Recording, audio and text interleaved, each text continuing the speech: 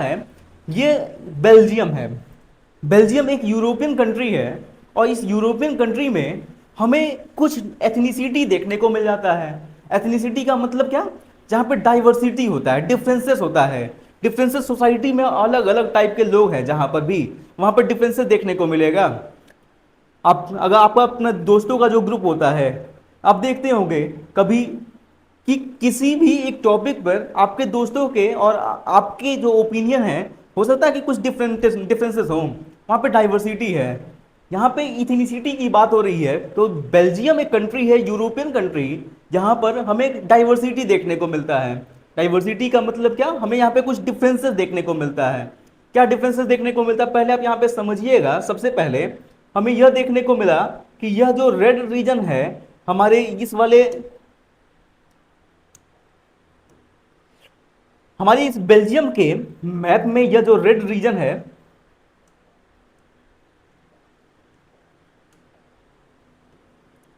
यहां पर इस रीजन को हम लोग बोलते हैं वेलोनिया रीजन बोलते हैं। इस वाले रीजन को हम लोग वेलोनिया रीजन बोलते हैं। और यहां पर यह जो एलोइस जो रीजन है, इस वाले रीजन को हम लोग इस वाले रीजन को हम लोग फ्लेमिश रीजन बोलते हैं। तो बेल्जियम एक यूरोपियन कंट्री है, जहां पर हमें देखने को मिलता है कि यह मेजरली टू रीजन में यह डिवाइडेड है। एक को हम लोग वेलोनिया बोलेंगे और एक को हम लोग फ्लेमिश बोलते हैं। अब जहां पर फ्लेमिश जो रीजन है, यहाँ पर देखने को मिलता है कि यहाँ पर डच कम्युनिटी के लोग, जो डच स्पीकिंग ग्रुप के जो लोग हैं, वो लोग रहते हैं। वहीं पे जो वेलोनिया है, वेलोनिया में हमें देखने को मिलता है कि इस रीजन में, वेलोनिया रीजन में हमें यह देखने को मिलता है कि यहाँ पर फ्रेंच स्पीकिंग ग्रुप के लोग हैं। अब कंट्री में यह हो गए जो फ्रेंच स्पीकिंग ग्रुप के जो लोग हैं, वो हमें देखने को मिलते हैं टोटल 59%। ये जो फ्लेमिश रीजन में जो डच स्पीकिंग ग्रुप के लोग हैं, वो हमें देखने को मिलते हैं 40%।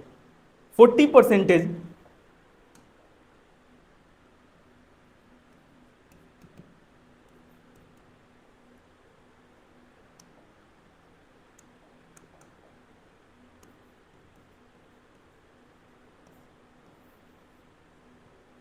फर्स्ट नंबर वेलोनिया रीजन में फ्रेंच स्पीकिंग ग्रुप के लोग हैं, जो लोग 59% जो फ्रेंच बोलने वाले लोग हैं। फ्लेमिश रीजन, यह रीजन जो है उसको हम लोग फ्लेमिश रीजन बोलते हैं। और फ्लेमिश रीजन,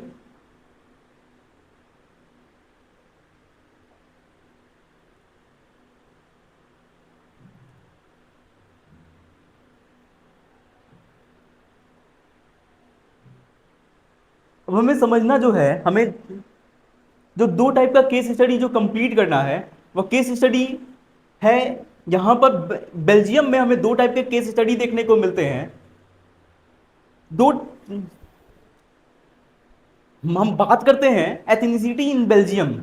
एथनिसिटी मतलब डाइवर्सिटी। तो बेल्जियम एक यूरोपियन देश है, यहाँ पर हमें डाइवर्सिटी देखने को मिलता है। डाइवर्सिटी क्या देखने को मिलता है, तो आप ऐसे याद रखिएगा, जब हम बात करते हैं डाइवर्सिटी की, तो हमें यहाँ पे देखने को मिलता है सबसे पहले, ये जो बेल्जियम है, ये बेल्जियम एक यूरोपियन कंट्री जो कि टोटल टू पार्ट में डिवाइडेड है। बेल्जियम कितने पार्ट में डिवाइडेड है? टोटल टू पार्ट में डिवाइडेड है। टू पार्ट में डिवाइडेड है। फर्स्ट एक नंबर यहाँ जो येलोइस कलर में जो पार्ट ड्रॉ किया गया हुआ है, उसको हम बोलते हैं फ्लेमिश रीजन। फर्स्ट हम उसको फ्लेमिश रीजन बोलते हैं। और इस फ्लेमिश रीजन में हमें देखने को मिलता है कि जो 40% जो डच स्पीकिंग ग्रुप के जो लोग हैं, वो हम लोगों को यहाँ पर देखने को मिल जाते हैं। वहीं पर यह जो रेड वाले जो रीजन है, उसको हम बोलते हैं वेलोनिया रीजन बोलते हैं। अब वेलोनिया रीजन हमें यहाँ पर देखने को मिलता है कि जो 59% पॉपुलेशन जो है, वह फ्रेंच स्पीकिंग ग्रुप के लोग हैं। अब आप यहाँ पर देखिए, आपको क्या देखने को मिला? मेजोरिटी और माइनॉरिटी देखने को मिल रहे होंगे। मेजोरिटी कौन? जो ज़्यादा नंबर में होते हैं। तो 59% के पॉपुलेशन के लोग हैं, वो लोग यहाँ पर ज़्यादा नंबर में हैं। यहाँ पर इस रीजन में हमें देखने को मिला कि जो 59% पॉपुलेशन के जो लोग हैं, वो लोग मेजोरिटी में हैं। अब मेजोरिटी में हैं, जब उनके नंबर ज़्यादा हैं, वहीं पर देखने को मिलता है कि ये जो 40% के जो लोग हैं, वो डच स्पीकिंग ग्रुप के लोग हैं, और ये लोग माइनॉरिटी में आते हैं। अब माइनॉरिटी में आएंगे, इनके नंबर कम है और इनके नंबर ज़्यादा है। यहाँ पर डाइवर्सिटी है। अलग अलग लैंग्वेज बोलने वाले लोग हैं, इसको हम इथनिसिटी बोलेंगे। सेकंड, हमें यहाँ पर देखने को मिलता है, ये एक रीजन है, हमें यहाँ पर देखने को मिलेगा यह एक रीजन है, और इस रीजन को हम लोग बोलते हैं यहाँ पर जर्मन स्पीकिंग ग्रुप के लोग हैं। अब यहाँ पर जर्मन स्पीकिंग ग्रुप के लोग हैं, जर्मन बोलने वाले लोग हैं, और वो 1% हमें देखने को मिल जाते हैं। अब हम बात करते हैं इसी तरीके से, यह जो हमारा जो रीजन है जिसको हम बोलते हैं ब्रसल्स, इनका जो कैपिटल वाला जो रीजन है उसे हम बोलते हैं ब्रसल्स। ब्रसल्स में हमें देखने को मिलता है 80% पॉपुलेशन एंड 20% पॉपुलेशन। अब जो 80% जो पॉपुलेशन है वो हमें देखने को मिलता है कि डच स्पीकिंग ग्रुप के लोग हैं, 20% जो पॉपुलेशन है वो फ्रेंच स्पीकिंग ग्रुप के लोग हैं। मतलब यहाँ पर भी डाइवर्सिटी है, यहाँ पर पूरे कंट्री में डाइवर्सिटी है, दोनों जगह डाइवर्सिटी, डिफरेंसेस हमें देखने को मिल जाते हैं। अब जहाँ डिफरेंसेस होगा, जहाँ पे हमें अलग अलग टाइप देखने को मिलेगा, यहाँ पर कुछ प्रॉब्लम भी होने चाहिए। यहाँ पर भी प्रॉब्लम था। प्रॉब्लम क्या था? तो प्रॉब्लम यहाँ पे यह था कि जो लोग देखने को मिल रहा है फ्लेमिश रीजन, ये जो डच बोलने वाले जो लोग हैं, वो देखने को मिलता कि जो डच बोलने वाले लोग हैं वो नंबर में कम हैं, बट नंबर में कम थे, और साथ में यह देखने को मिलता कि यही जो लोग हैं वही लोग रिच थे एंड पावरफुल थे, वही लोग रिच हैं और वही लोग पावरफुल हैं।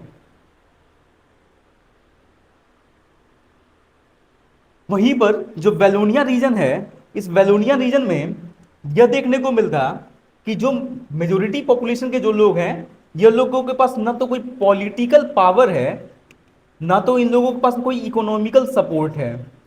तो इनके पास में इस तरीके के कोई भी रिसोर्सेस हम लोगों को यहाँ पर देखने को नहीं मिलते हैं।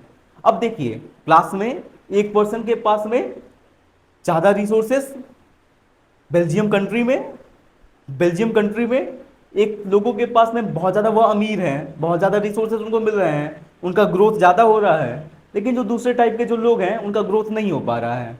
हमें यहाँ पे इस तरीके का प्रॉब्लम देखने को मिलता है। यहाँ पे यही बेल्जियम में हम लोगों को यही प्रॉब्लम देखने को मिला। अब देखने को मिलता है यहाँ पे वही सारे पॉइंट्स बताए गए हुए हैं, और ब्रसल्स में भी हम लोगों को इसी तरीके का सेम डाइवर्सिटी से रिलेटेड प्रॉब्लम देखने को मिलता है। अच्छा, जब प्रॉब्लम है तो प्रॉब्लम के लिए सॉल्यूशन कुछ होना चाहिए। पढ़े लिखे लोग तो प्रॉब्लम का सॉल्यूशन वो तो निकालेंगे। हाँ, आपकी बात नहीं हो रही है, पढ़े लिखे लोगों की बातें हो रही है, वो अलग बात है, आप लोगों की बातें नहीं हो रही है। देखिए, अब अकोमोडेशन, वहाँ पे क्या सॉल्यूशन निकाला बेल्जियम की गवर्नमेंट ने, जिसकी वजह से यह देखने को मिलता है कि वहाँ पर कोई भी जो इशू क्रिएट होना चाहिए वो ऐसा इशू क्रिएट नहीं हो पाया। अभी हम सेकेंड केस स्टडी कंप्लीट करेंगे, तो अभी आप बस इतना समझते रहिए। अभी हम लोग यह जो सॉल्यूशन वाले जो पार्ट हैं हम लोग इसको लास्ट में कंप्लीट करेंगे। अभी श्रीलंका वाले केस स्टडी के बाद हम कंप्लीट करेंगे। आपके दिमाग में अभी क्या रहना चाहिए? आपके दिमाग में रहना चाहिए सबसे पहले ethnicity case of Belgium. Ethnicity हमको बेल्जियम में देखने को मिलता है, और बेल्जियम में हम लोगों को इस तरीके के पॉपुलेशन के साथ में हमको डाइवर्सिटी देखने को मिला। अब हमको पॉपुलेशन में जब डाइवर्सिटी देखने को मिलता है तो इस तरीके से वहां पर एक केस बना था जहां पर डाइवर्सिटी है, जहां पे प्रॉब्लम है। प्रॉब्लम का उन लोगों ने सॉल्यूशन क्या निकाला, हम इसको बाद में कंप्लीट करेंगे।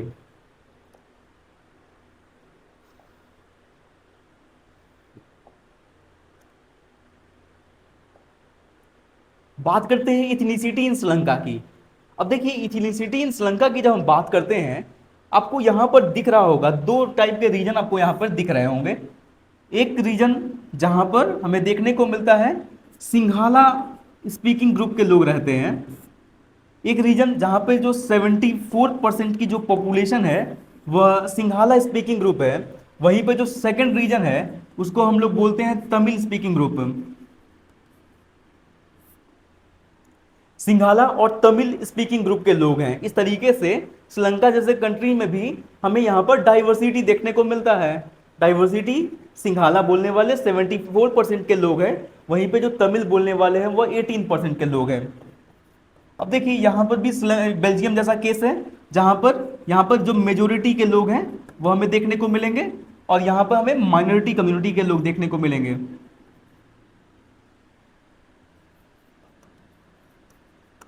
यहाँ पे हमें माइनॉरिटी कम्युनिटी के लोग देखने को मिल जाएंगे। फिर क्या हुआ, देखने को मिलता है 1956 का जो टाइम था, तो 1956 के टाइम पे यहाँ पे श्रीलंका में जो पावर मिल जाता है वो किन लोगों को, जो सिंघाला ऑफिशियल, जो सिंघाला जो बोलने वाले जो लोग हैं उन लोगों की गवर्नमेंट का फॉर्मेशन हो जाता है। सिंघाला बोलने वाले जो लोग थे उनकी गवर्नमेंट का यहाँ पे फॉर्मेशन हो गया। अब गवर्नमेंट का जब फॉर्मेशन कभी हो जाएगा, गवर्नमेंट बन गई, तो यहाँ पर इन लोगों ने मेजोरिटेरियनिज्म की जो पॉलिसी है उसको यहाँ पे इन लोगों ने इंपोज कर दिया। क्या होगा मेजोरिटेरियनिज्म, आप कमेंट में बताएंगे। तो 1956 में यह देखने को मिला कि 1956 में जो सिंघाला बोलने वाले जो लोग हैं उन लोगों को की गवर्नमेंट बन जाती है। अब क्या था, जब गवर्नमेंट बनती है तभी देखने को मिला कि वहां की गवर्नमेंट ने मेजोरिटेरियनिज्म वाली जो पॉलिसी उसको इंपोज कर दिया। मतलब क्या, जो सिंघाला, मतलब क्या, जो सिंघाला बोलने वाले जो लोग हैं, मतलब जो सिंघाला बोलने वाले जो लोग होंगे उसको सिंघाला को ही ऑफिशियल लैंग्वेज डिक्लेयर कर दिया गया। सिंघाला को ऑफिशियल लैंग्वेज डिक्लेयर कर दिया गया फर्स्ट नंबर पर।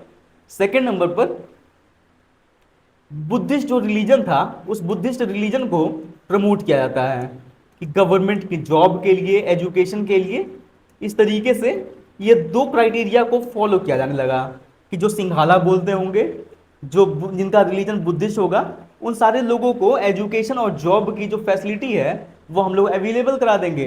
बाकी के जो लोग हैं उनको हम लोग ऐसी कोई फैसिलिटी अवेलेबल नहीं कराएंगे।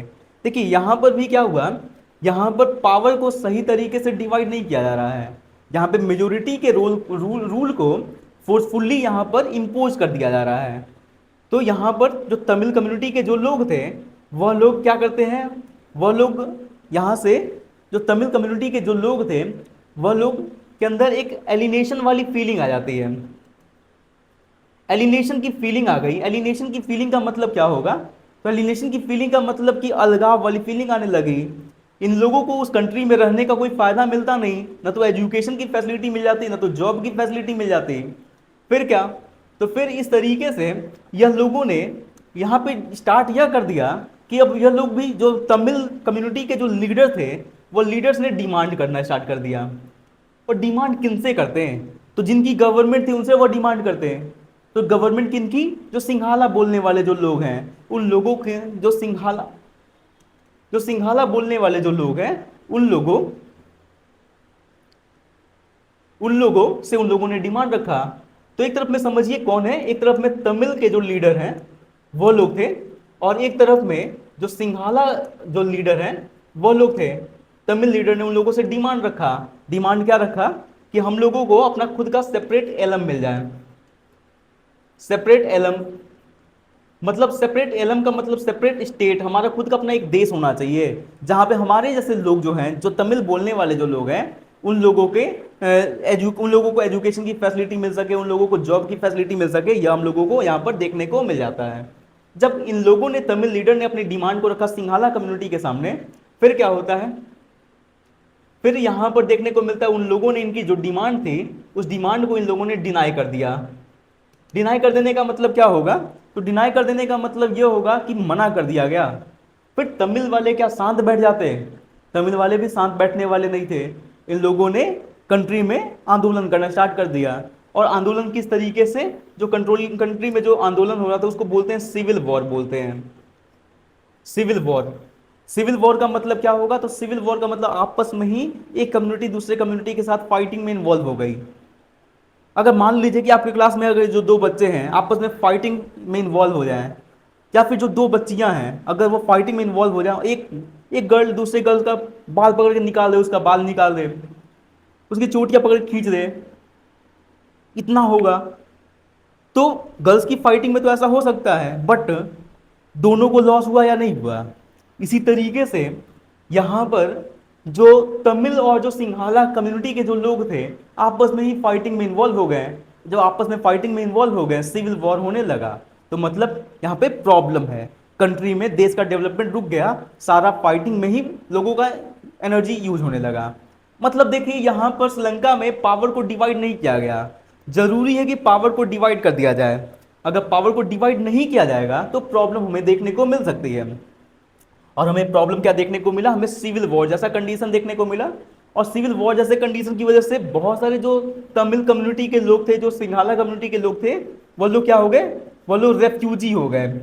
रेफ्यूजी को हिंदी में तो शरणार्थी बोलते हैं, मतलब अपने ही घर में एक मेहमान बन जाना। अपना घर ही नहीं है उनके पास में।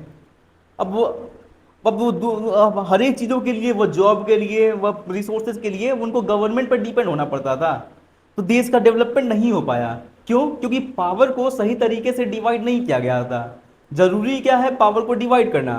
तो श्रीलंका में पावर को डिवाइड सही से नहीं किया जाता है, बेल्जियम में लेकिन पावर को सही तरीके से डिवाइड किया गया था। अब हमें यहाँ पे कंप्लीट करना है बेल्जियम में किस तरीके से पावर को डिवाइड किया गया कि वहां पर कभी भी कोई भी सिविल वॉर जैसे कंडीशन नहीं आ पाए। जब सिविल वॉर जैसे कंडीशन नहीं आ पाए तो सबसे पहले देखने को मिलता है the constitution was amended 4 times between 1970 to 1993। देखिए उनके यहाँ का जो कॉन्स्टिट्यूशन, बेल्जियम का जो कॉन्स्टिट्यूशन जो बनाया गया था, उसको 1970 से 1993 तक में 4 टाइम वो लोग क्या करते हैं, वो लोग उसको अमेंड करते हैं। अमेंड करने का मतलब क्या होगा, मॉडिफिकेशन कर देते हैं, बदलाव कर देते हैं। बदलाव कर देते हैं, जैसे लड़कियां जो मेकअप कर लेती हैं, चेहरे पे पूरा बदलाव आ जाता है। इसी तरीके से देश के संविधान में कुछ बदलाव लाना था, तो उसको क्या बोलेंगे, अमेंडमेंट बोलेंगे। अब देखिए यहां पर देखने को मिलता है द कॉन्स्टिट्यूशन, उन लोगों ने अपने कॉन्स्टिट्यूशन को 4 टाइम के लिए बार बार चेंज किया, जिससे क्या हो सके, स्टेबिलिटी मेंटेन हो सके, पावर सही तरीके से रहे। पावर को सारे लोगों में इक्वली डिवाइड किया जाता था। अगर पावर को सही तरीके से अगर इक्वली डिवाइड किया जाएगा तो कभी भी जो कन्फ्लिक्ट होने के जो चांसेस होते हैं वो चांसेस कम हो जाएंगे। सेकेंड नंबर पे उन लोगों ने क्या किया, फर्स्ट तो आपको यह याद रखना है कि कॉन्स्टिट्यूशन में उन लोगों ने चेंजेस कर दिया। कॉन्स्टिट्यूशन में उन लोगों ने जो चेंजेस किया वो हम लोगों को यहाँ पे याद रखना है। नेक्स्ट नंबर पर यहाँ पे देखने को मिलता है कि उन लोगों ने क्या किया कि अपने कंट्री के जो सेंट्रल गवर्नमेंट है, जहां पे जो पार्लियामेंट है, कंट्री के पार्लियामेंट में इक्वल नंबर के जो डच मिनिस्टर हैं और जो फ्रेंच मिनिस्टर हैं, उन लोगों ने दोनों लोगों को रखा। उन लोगों ने इक्वल नंबर को रख दिया। सेकेंड नंबर पर कुछ ऐसे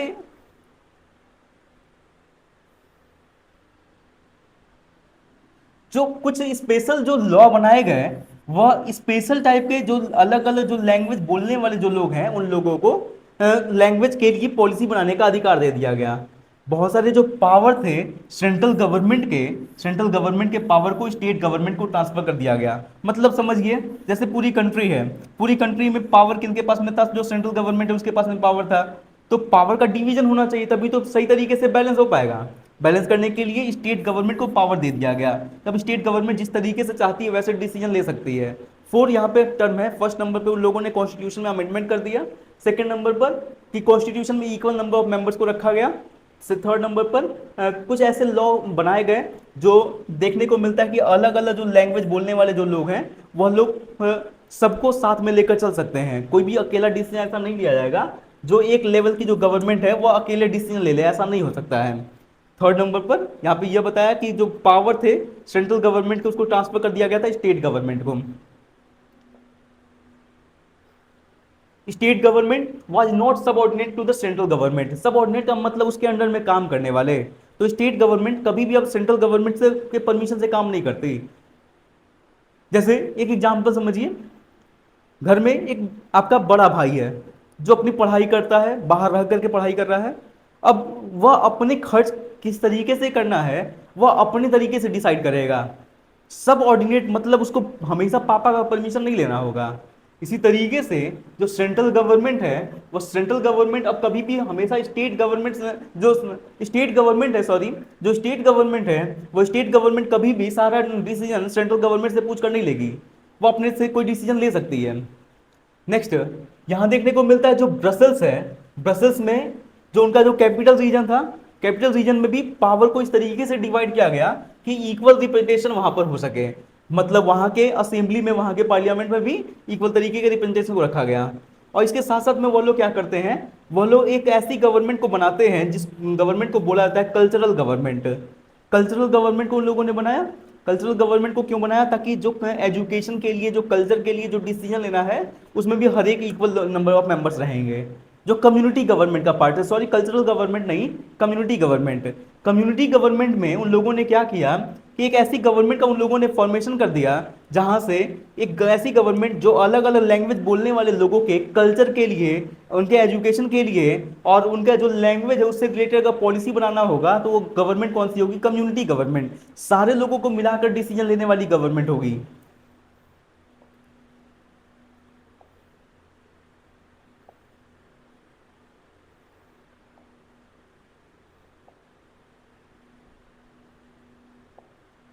हम लोगों ने ये सारे पार्ट को कंप्लीट कर लिया है। इसके बाद से अब हमें समझना है रीजन और नीड फॉर पावर शेयरिंग। ऐसा क्या होता है, पावर को शेयर क्यों करना चाहिए? Why we share power in a democratic country, why we share power in a democratic country. तो इसके पीछे हमारे पास में टोटल 2 रीजन होते हैं। फर्स्ट नंबर पर prudential reason, second number moral reason. जब हम बात करते हैं प्रूडेंशियल रीजन की, तो प्रूडेंशियल रीजन में हमें यहां पर देखने को मिलता है, प्रूडेंशियल रीजन में, कि जो एक ऐसा फैसला जो समझदारी वाले तरीके से फैसला लेना है। जैसे एग्जाम्पल समझने के लिए, पर्सन ए है और पर्सन बी है, समझते हैं। अब 2 बच्चियां हैं, जैसे 2 बच्चियां हैं, एक का नाम अनन्या हो गया और एक का नाम भूमिका हो गया। अब समझते हैं क्या है, अनन्या और भूमिका दोनों दोस्त हैं आज आपस में, और अनन्या बहुत ज़्यादा स्मार्ट है, पढ़ाई को लेकर के बहुत अच्छे उसके मार्क्स आते हैं।